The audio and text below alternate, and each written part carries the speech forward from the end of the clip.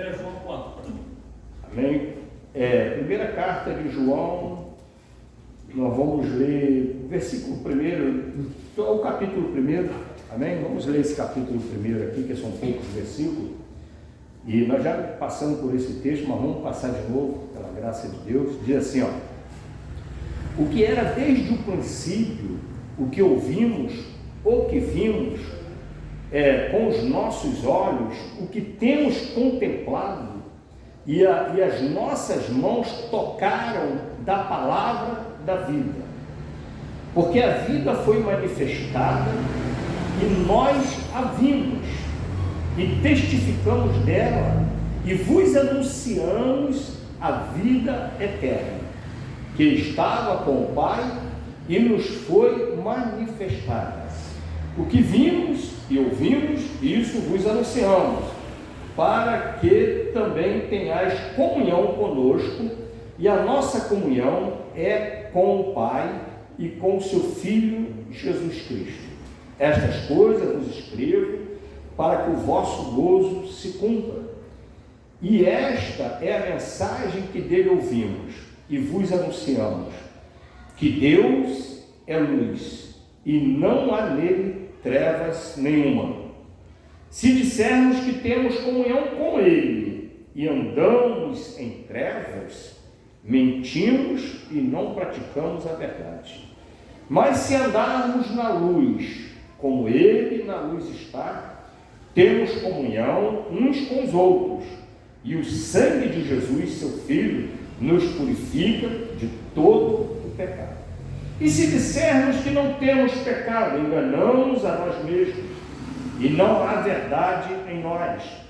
Se confessarmos os nossos pecados, ele é fiel e justo para nos perdoar os pecados e nos purificar de toda injustiça. Se dissermos que não pecamos, fazemo-lo mentiroso, e a sua palavra não está em nós. Amém? Santo Deus, fala ao nosso coração, nos ajuda nessa noite, Senhor, ouvirmos, ó Deus, a tua voz. Deus amado, é o que te pedimos, te agradecemos, entregamos a ti todo o crédito, toda a honra e toda a glória. Amém. Os irmãos podem sentar. Ainda esqueci um detalhezinho aqui ainda. Vou colocar esse fonezinho aqui. Eita, agora complicou mais ainda.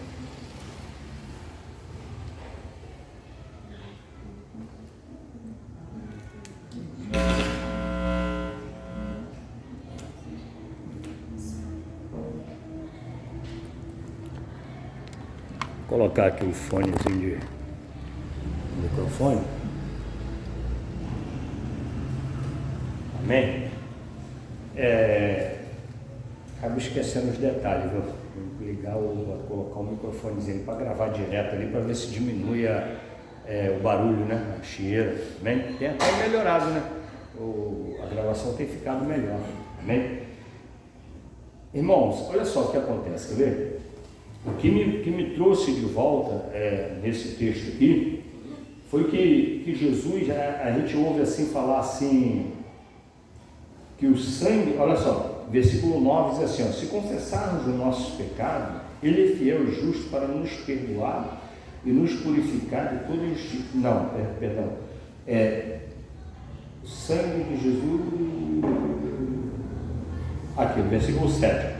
Mas se andarmos na luz como ele na luz está, temos comunhão uns com os outros. E o sangue de Jesus Cristo, seu Filho, nos purifica de todo pecado. Muitas vezes a gente vê a pessoa falar que o sangue nos purifica, o sangue, né, nos limpa, mas você observar aqui, tem um contexto. Não é só assim o sangue me purifica, né? Se você estiver dentro desse contexto, amém? Então nós vamos chegar nesse contexto do qual João diz assim, ó: o que era desde o princípio.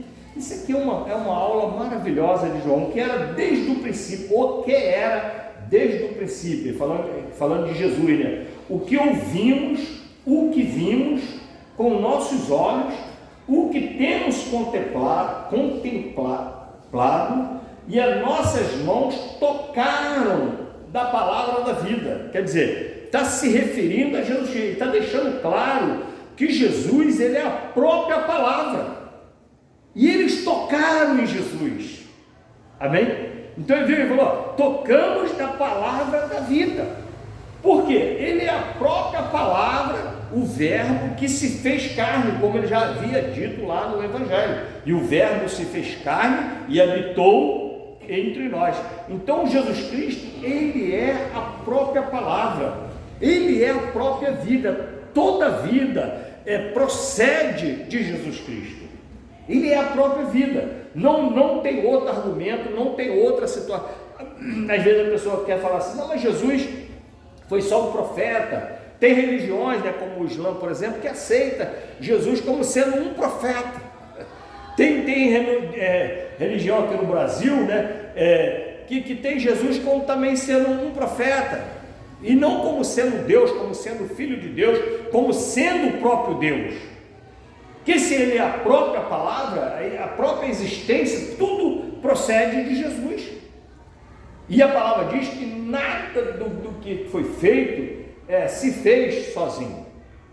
Toda a vida procede de Jesus Cristo. Então, João começa deixando isso muito bem claro nessa primeira epístola, e ele diz assim, porque a vida foi manifestada, e nós a vimos e testificamos dela. Está falando de Jesus.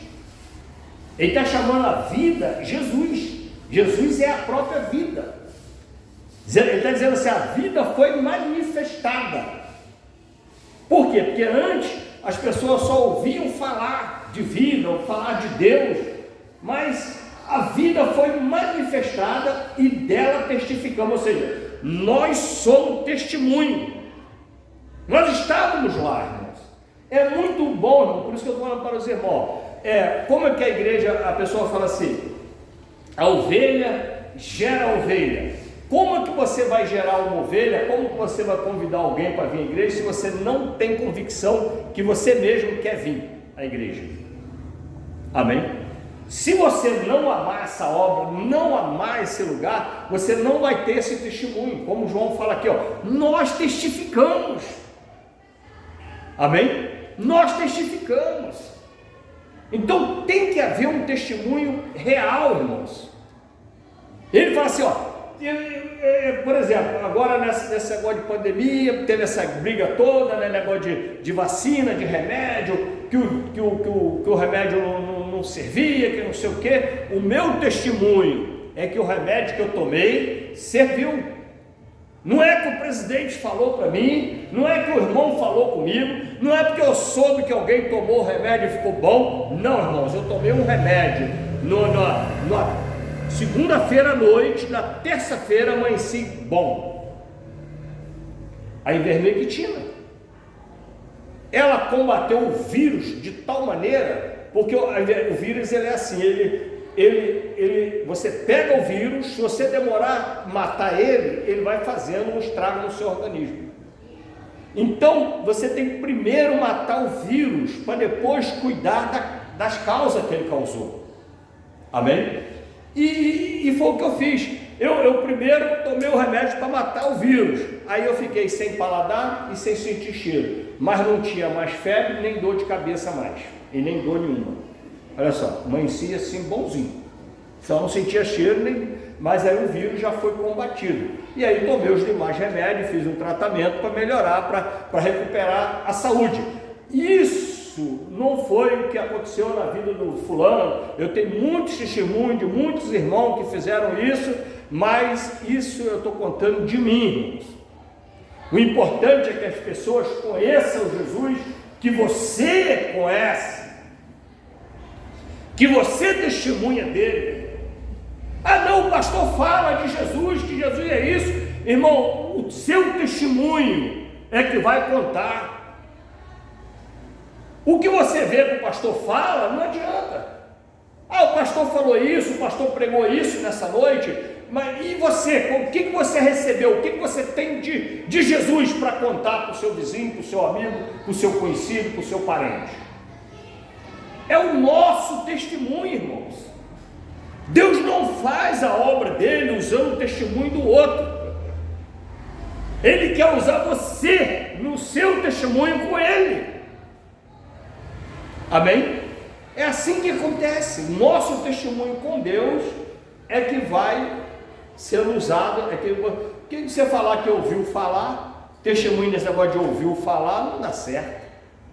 Já viu alguma testemunha? Você vê até no sistema judiciário é assim, né? No sistema penal, penal que fala não, o França que sabe como é que é, é sistema judiciário que fala mesmo, né? A pessoa, uma testemunha. Testemunha é a pessoa que viu, que participou do negócio, não é que ouviu falar. Eu ouvi falar que o fulano estava lá na cena. Não vale nada esse testemunho. Agora você fala assim, não, eu estava lá, eu vi com meus olhos. Jesus fez isso na minha vida. Eu era desse jeito e agora sou desse outro jeito aqui, ó. Eu estou vendo a minha vida sendo mudada por Jesus Cristo. Amém? Então, é um testemunho que Paulo, que João está dando aqui. Ele diz assim, testificamos, porque a vida foi manifestada, nós a vimos e testificamos. Não é que contaram para ele. E vos foi anunciado a vida eterna que está com o Pai e nos foi manifestada. Olha só, a vida eterna está com o Pai e nos foi manifestada. Quem é essa vida eterna? É Jesus Cristo. Jesus Cristo é a vida eterna. Se Cristo não estiver em nós, não tem vida eterna. Se Ele não estiver habitando em nós, não tem vida eterna para nós.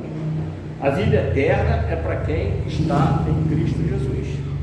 E ele continua. Aí ele vai deixando bem claro como é que isso acontece, né? O que vimos e ouvimos, isso vos anunciamos. Ele não está falando assim, o que ele viu e o que ele ouviu de Jesus, que ele está querendo dizer. Não é que falaram para ele. Amém? Ele está querendo dizer aqui, o que vimos e ouvimos, isso vos anunciamos, para que também tenhais comunhão conosco, e a nossa comunhão é com o Pai e com o seu Filho, Jesus Cristo. Olha só, Pai, Filho e Espírito Santo. Então, nós temos que ter comunhão com o Pai e comunhão com o Filho. A pessoa fala assim, não, mas eu sou filho de Deus. Esse versículo aqui já joga por terra as denominações ou segmentos religiosos do qual não tem Jesus como filho de Deus. Já jogou por terra. Porque para você ter comunhão com o Pai, você tem que ter comunhão com o Filho. Se o Filho não é filho de Deus, você não está na religião certa. Amém? Não está na religião certa. Tem uma religião que prega, porque tem religião que até fala de Deus. Ele fala, Deus, eu também sou filho de Deus, não sei o quê, e é filho de Deus, mas para ser filho de Deus, tem também uma regrinha, tem também uma conduta para ser filho de Deus. Toda a humanidade, tudo que existe é criação de Deus, inclusive o homem. Deus os criou, Deus os formou. Agora, tornou-se filho no momento que recebeu a Cristo como Senhor e Salvador. Viu, Micael? Quando você recebeu a Cristo como Senhor e Salvador, você passou a ser filho de Deus. Até então você era criatura. Deus cuida de toda a sua criação, né? Ele está cuidando do ímpio, está cuidando do macumbeiro, está cuidando de todo mundo. Agora, os filhos, ele cuida mais de perto, não é isso? O filho tem o acesso, né? A gente faz alguma coisa, como nós também, nós abençoamos, nós participamos das coisas, ajudamos, mas da nossa casa a gente cuida mais de perto. Amém? Assim acontece com o Pai. Então, se você tem Deus como sendo Deus e não tem Jesus Cristo também como sendo Filho de Deus, você não está salvo. Você ouviu falar de Deus, mas você ainda não é um filho de Deus, porque você não tem comunhão com Deus e com o Filho, como João deixou muito bem claro. A nossa comunhão é com o Pai e com o seu Filho Jesus Cristo. Estas coisas vos escrevemos, para que o vosso gozo se cumpra, ou seja, para que você se alegre,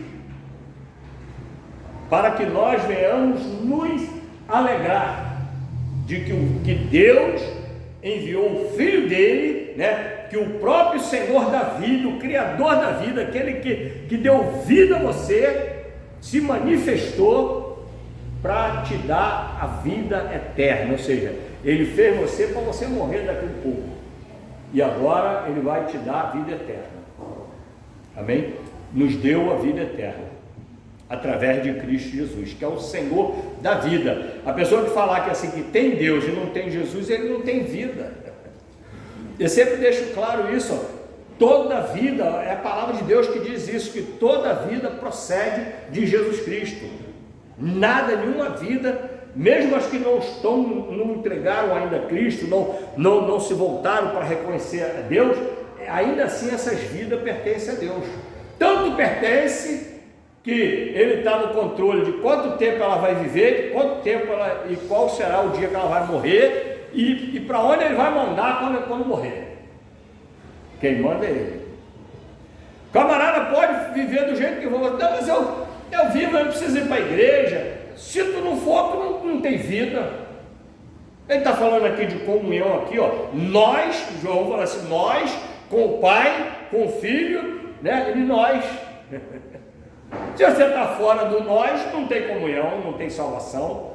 Nós temos que estar dentro desse nós aí, da igreja, da comunhão, amém? Então se a pessoa fala, não, mas eu não preciso disso, então meu irmão, se você não precisa do irmão, você está perdido, porque sem o irmão você não consegue a salvação, não consegue a salvação. A Bíblia fala assim, é dano que se recebe. Para eu ser salvo, eu tenho que ser uma bênção para você. Para eu ser salvo, eu tenho que estar participando da sua salvação, senão eu não desenvolvo a minha. Amém? Então, olha como é que Deus é maravilhoso. Não tem como você ser independente dos irmãos, do corpo, porque nós somos um corpo. Como é que um membro do corpo vai ser independente do corpo? Isso não existe. Esses desigrejados que falam, não, eu estou servindo a Deus em casa, está servindo a carne dele, está servindo o orgulho dele, está servindo a soberba dele, está servindo a arrogância dele, que ele não tem como servir a Deus em casa separado do corpo. Não tem como. É uma unidade, o corpo é uma unidade. Não se mantém os membros separados do corpo. Porque às vezes tem uns desigrejados que tem essa visão. Quando chegar, se alguém não avisar ele em tempo, quando chegar na hora, eles vão ver que deu errado. Porque não tem como, irmãos. Deus vinculou, olha só, Deus vinculou a minha salvação à salvação do irmão. Se o irmão recusar, aí é com o irmão, Se o irmão não quer ser salvo, não foi porque eu não aceitei. Não foi porque eu não quis andar com o irmão. Amém? É dessa forma que funciona o processo. Essas coisas, e ele assim, e nós vimos como nossa comunhão é com o Pai.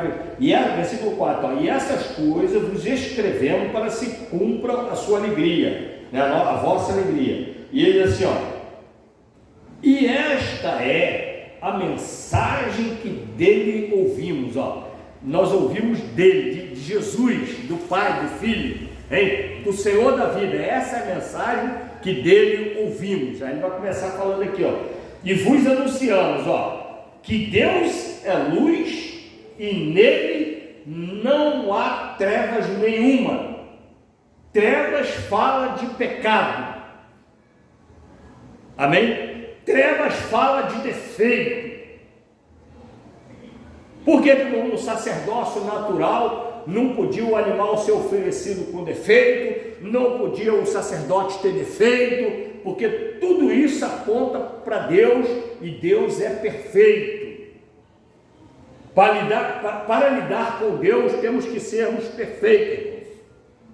Não por causa de nós, mas por causa de Cristo que habita em nós. Amém? Porque senão não vai ter jeito. Ele vai assim, ó, sede santo porque eu sou santo. Ou seja, sede luz porque eu sou luz. Traduzindo. A luz fala da santidade.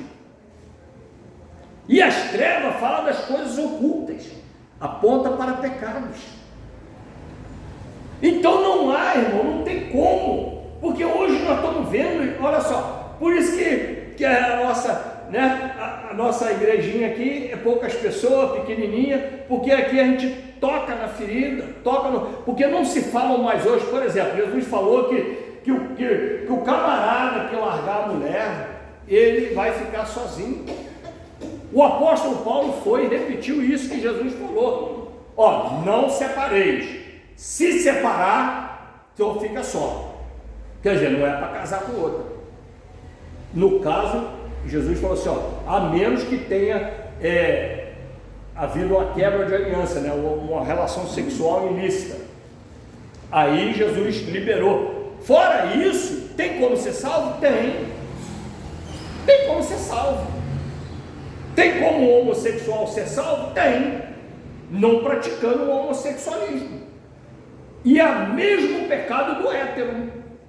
Sabia? O que adianta você ser hétero se você não estiver fazendo sexo com a sua esposa, estiver fazendo com outra? Ou vice-versa. É o mesmo pecado do homossexual. Um homossexual que não pratica a homossexualidade, já que ele não tem tendência, não gosta de mulher, ele quer ser salvo, é só ele se manter abstêmio, eunuco, como Jesus, que foi Jesus que ensinou isso. Uns foram feitos eunucos, obrigaram ele.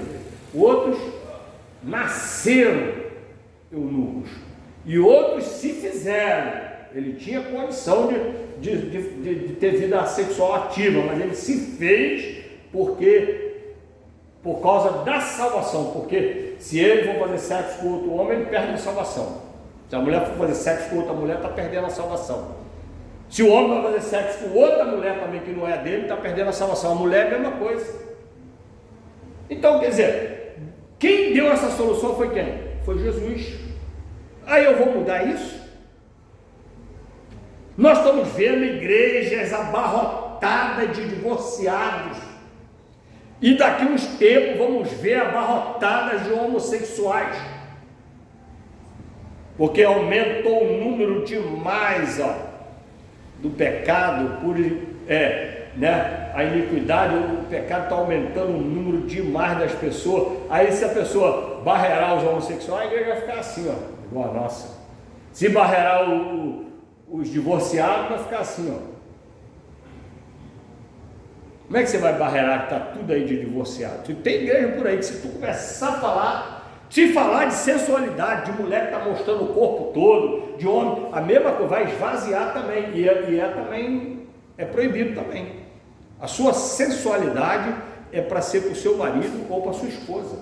Não tem que o homem estar andando na rua todo peladão, todo malhadão, as outras mulheres ficam olhando, e a mulher é a mesma coisa. Homem casado, mulher casada, e ainda que seja solteiro. É para mostrar para o seu cônjuge, quando você tiver entendeu? Mas toca nesse assunto, a igreja esvazia. Amém? E são coisas que são imutáveis, está na palavra de Deus. O pastor Carlos não pode mudar essas coisas. Mas às vezes os pastores começam a mudar isso aí, começam a não tocar no assunto para encher a igreja. Mas o que adianta você encher a igreja de pessoas que não são salvas? Aí também não adianta. O que adianta eu olhar para uma igreja cheia e ver os problemas dos irmãos? Aquele lá é adúltero, aquele lá já está com a terceira mulher, aquele lá não quer se converter, aquele lá é afeminado. A gente vê isso nas igrejas. Camarada afeminado e ninguém pode falar nada. Você descobre, você vê. Aí aconteceu agora esse cantor aí que se revelou aí, né? Será que as pessoas já não via ele, o jeitão dele, né? Aí agora está lá fazendo operação, fazendo todo esse né? Esse J, é J? O nome dele, garoto? JA, né? Será que as pessoas não viam aquele menino? Esse menino é afeminado. Será que não falavam nada? Não, se falava, a pessoa não gosta. Aí, você vê os trejeitos da pessoa e fica quieto. Deixa que o irmão não fica beijando o outro dentro da igreja. Por enquanto, porque no futuro, amém?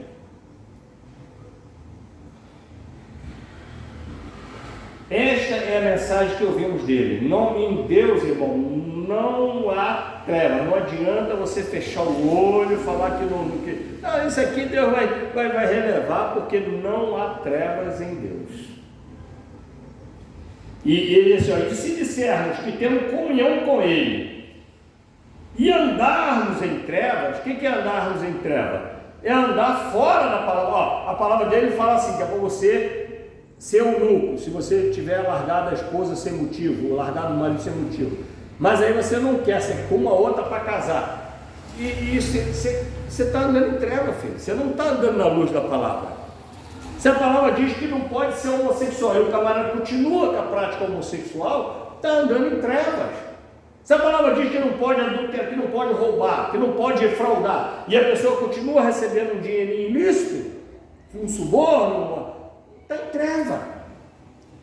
Então, entendeu? Não é o que define se a gente está em treva, não é a igreja, é a nossa vida diante de Deus. Amém? Está cheio de igrejas abarrotadas aí, que você vai ver os negócios, você vai ver as transações. Às vezes eu fico vendo nos filmes deixa escapar essas coisas, né? Porque o cristianismo abrangiu muito tempo, dominou muito tempo, então a gente vê muita situação assim cristã.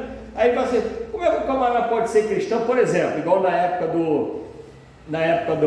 daquele negócio aqueles camaradas aqui, Concus Clan, né? Que perseguiu os negros nos Estados Unidos. Você via pessoa que era cristã botar um negócio na cabeça de noite, um capuz, para ir matar negro. Como é que pode um negócio desse?